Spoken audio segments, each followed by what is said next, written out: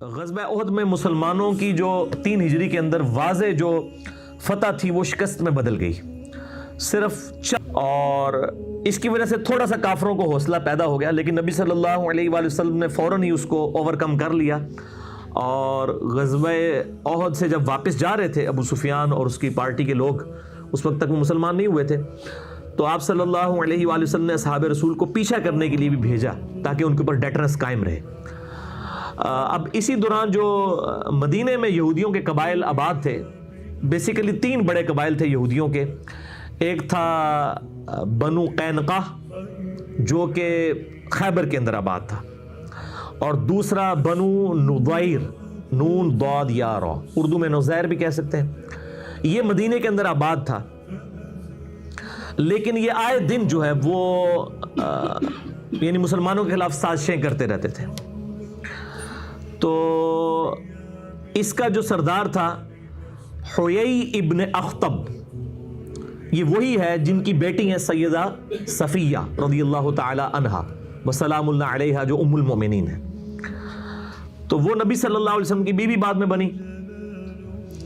ان کے اوپر بھی میرا پورا کلپ جو کافروں کے اعتراضات ہیں سیدہ صفیہ کے نکاح کے حوالے سے، وہ آپ لکھیں تو میرا یوٹیوب کے اوپر کلپ بھی کھل جائے گا. تو حیی ابن اخطب جو ہے بنو نزیر کا سردار تھا، یہ آئے دن مسلمانوں کو یعنی آپ کہیں کہ کچھ نہ کچھ انگیج کر کے رکھتے تھے، سازشیں کرتے رہتے تھے. تو آپ صلی اللہ علیہ وآلہ وسلم نے ایز اے لاسٹ ریزارٹ ان کو پہلے تو سمجھایا کہ ایک طرف تم نے جو ہے میثاق مدینہ کیا ہوا ہے، اوپر سے جو ہے تم اندر سے ہی مسلمانوں کی جڑیں کاٹ رہے ہو. الٹیمیٹلی آپ صلی اللہ علیہ وآلہ وسلم نے باقی لوگوں سے، باقی قبیلوں سے جو معاہدے تھے ان کے ساتھ ڈسکشن کرنے کے بعد ان کو جو ہے وہ شہر بدر کر دیا، مدینہ شریف سے نکال دیا.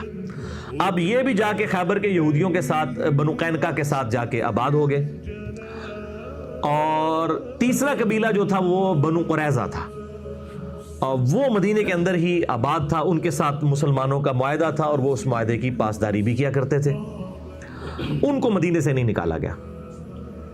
بنو نزیر کو نکال دیا گیا. بنو قینقاع جو ہے وہ پہلی خیبر میں آباد تھے. ان کی تو شامت پھر آئی نا 7 ہجری کے اندر غزوہ خیبر میں، اور ان کا بھی سارا اللہ تعالیٰ نے مسلمانوں کو فتح بھی دے دی ان کے اوپر. بہرحال یہ جب باہر چلے گئے، انہوں نے باہر سے سازشیں کرنا شروع کر دی. جو مشرکین عرب کے قبیلے تھے، بنو اسد، بنو غطفان اور دوسرے قبائل کے ساتھ، اور ادھر سے جو ہے وہ ابو سفیان اور ان لوگوں کو خطوط لکھ کے کہ جی ایک بار ہم سب کے سب جمع ہو کے مسلمانوں کو، چونکہ ان کو نظر آ رہا تھا اب یہ نئی ایک پاور لانچ ہو رہی ہے، اور قبائلی سسٹم کے اندر وہ ہر قبیلہ جو اپنی پاور کو قائم رکھنا چاہتا تھا. انہوں نے کہا یہ تو اب ایک اس اتنے ڈائنامک انداز میں پاور لانچ ہو رہی ہے، اور یہاں پہ جو سردار ہے وہ صرف سردار نہیں ہے بلکہ اس کے لیے لوگ جان چھڑکتے ہیں، اس کو پیغمبر مانتے ہیں اللہ کا، سیدنا محمد رسول اللہ صلی اللہ علیہ وآلہ وسلم کو. انہوں نے کہا جی ایک آخری کوشش کرتے ہیں مسلمانوں کا جو ہے نا یہ معاملہ جو ہے ہمیشہ کے لیے ختم کر دیا جائے. تو انہوں نے بنو نزیر نے، بنو نضیر، انہوں نے سازشیں کرنی شروع کر دی مسلمانوں کے خلاف،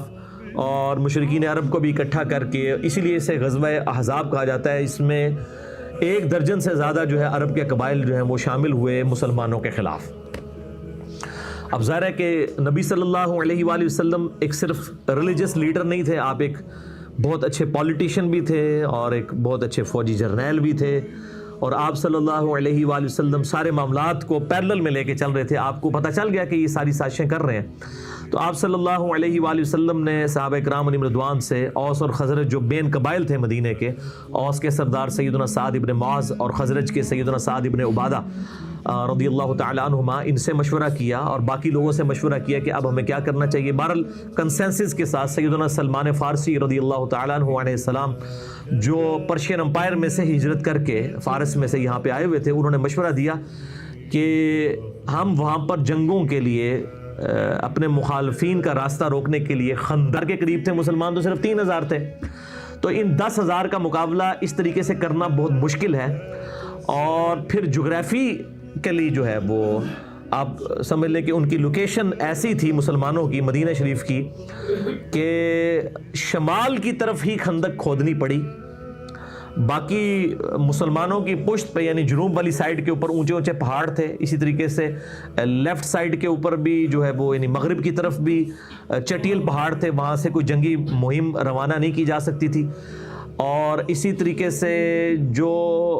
یعنی مغرب والی سائڈ پہ، اور جو مشرق والی سائڈ ہے اس کے اوپر قبائل آباد تھے جن کے ساتھ مسلمانوں کے معاہدے تھے، انہی قبائل میں سے ایک بنو قریظہ بھی تھا۔ یہاں سے بھی خطرہ کوئی نہیں تھا کہ یہاں سے کوئی حملہ کرے گا، یہاں پہ ان کے بڑے بڑے قلعے تھے، الا یہ کہ کوئی قبیلہ یہاں سے بدعہدی کر دیتا، اور وہی ہوا، بنو قریظہ نے بدعہدی کر دی، یعنی مسلمان بالکل سیف تھے۔ صرف شمال والی سائڈ کے اوپر انہوں نے ایک خندق کھودنی تھی، تو سیدنا سلمان فارسی رضی اللہ تعالیٰ عنہ علیہ السلام کے مشورے کے ساتھ خندق کھودی گئی۔ کافی چوڑی خندق تھی، ایون یعنی گھوڑے کو بھی اگر کوئی ضرب لگا کے بھگا کے بھی اس کو پار کرنا چاہتا تو پار نہیں کر سکتا تھا۔ اور آج بھی مدینہ شریف میں اس خندق کے کچھ آثار موجود ہیں۔ جو لوگ یعنی مدینہ شریف کی ہسٹوریکل جگہوں کا وزٹ کرنا چاہتے ہیں، وہ مسجد نبوی کے باہر ٹیکسی ڈرائیورز کھڑے ہوتے ہیں، وہ آپ کو ان جگہوں کے اوپر لے جاتے ہیں۔ ابھی بھی اس خندق کے کچھ آثار باقی ہیں۔ اتنے چٹیل پہاڑوں میں اس زمانے کے اندر خندق کا کھودنا یہ بہت مشکل کام تھا۔ بہرحال مسلمانوں نے الحمدللہ جو ہے وہ تقریباً 12 سے 15 دن لگا کے یہ خندق کھود لی، اور یہ سائڈ بھی، اور عرب کے لوگوں کو پتہ ہی نہیں تھا کہ یعنی مسلمانوں نے مدینہ شریف کا دفاع کس طریقے سے کیا، ان کے تو ظاہر ہی پڑاؤ ڈالنا پڑا۔ اور اب ظاہر ہے کہ اس طرف تو آ نہیں سکتے تھے، وہ اتنی بڑی خندق کو پھلانگے ہی نہیں جا سکتا تھا، خندق کے اندر ہی گریں گے، گر گئے تو اوپر سے ان کو تو صرف پتھر مار کے مارا جا سکتا تھا۔ تو تقریباً 25 دن تک انہوں نے پڑاؤ کیا، اور سخت سردیاں تھیں، اور پھر آپ کو پتہ ہے سردیاں ہوں ریگستانی علاقے کی تو رات کے وقت تو لگ پتہ جانا ہے جنہوں کے اندر ہے۔ تو بہرحال اللہ تعالیٰ نے غیبی مدد فرمائی، پھر ٹھنڈی ہوائیں چلیں، ان کے خیمے تک اکھڑ گئے سردی کی وجہ سے، وہ 25 دن کے پڑاؤ کے بعد جو ہے وہ وہاں سے چلے گئے، اور اللہ تعالیٰ نے بغیر جنگ کے مسلمانوں کو فتح عطا فرمائی۔ لیکن یہ اتنی مشکل غزوہ تھا کہ یعنی اللہ تعالیٰ نے اتنے، جس کو کہتے ہیں نا، شدید الفاظ کے ساتھ کسی اور غزوے کا ذکر نہیں کیا جتنا سورۃ الاحزاب میں غزوہ خندق کا ذکر کیا ہے، کہ یہ مسلمانوں کو اللہ تعالیٰ بات ہے ہم نے ہلا کے رکھ دیا، اتنی بڑی آزمائش ان کے اوپر ڈالی۔ اور یہاں پر مومنین اور منافقین کا فرق بالکل ظاہر ہو گیا، کیونکہ موت سامنے نظر آ رہی تھی، تو منافقین جو ہیں وہ ان کا نفاق کھل کے ان کی زبانوں سے نکلنا شروع ہو گیا۔ اسی کا ذکر آپ ان آیات میں سنیں گے بھی کہ یار یہ تو نبی صلی اللہ علیہ وسلم نے اور اللہ نے نعوذ باللہ ہمارے ساتھ جھوٹے جو ہے وہ وعدے کیے تھے، اور یہ تو جناب موت ہمارے گلے پڑ گئی ہے، ہماری بیویاں بھی پیچھے مطلب وہ بے آسرا ہو جائیں گی، اور ہمارے لیے تو ٹائلٹ جانا مشکل ہو گیا ہے، اور یہ نبی جو ہے میں کہہ رہا ہے کہ رومن اور پرشین امپائر گریں گی، کیونکہ وہ دلائل النبوہ امام بیہقی کی کتاب میں آتا ہے نا، مسند احمد میں بھی آتا ہے کہ ایک اسی خندق کے موقع پر ایک پتھر نہیں ٹوٹ رہا تھا، بہت بڑا پتھر، تو نبی صلی اللہ علیہ وسلم کو آ کے شکایت کی گئی، تو آپ سے منافقین جو تھے اوپر سے کلمہ گو مذاق اڑا رہے تھے کہ ہم تو ٹائلٹ جانے سے مجبور ہوئے ہیں،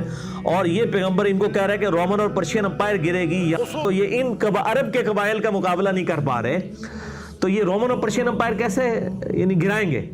حالانکہ یہ 5 ہجری کا واقعہ ہے، 12 سال کے اندر رومن اور پرشین امپائر گر گئی تھی۔ یہ اللہ تعالیٰ کی ایک غیر معمولی مدد تھی نبی صلی اللہ علیہ وآلہ وسلم اور آپ کے جانثار صحابہ کرام علیہم رضوان کے ساتھ۔ تو بہرحال اس خندق کو کوئی کراس نہیں کر سکتا تھا۔ بہرحال ایک شخص تھا عمر ابن عبد ود،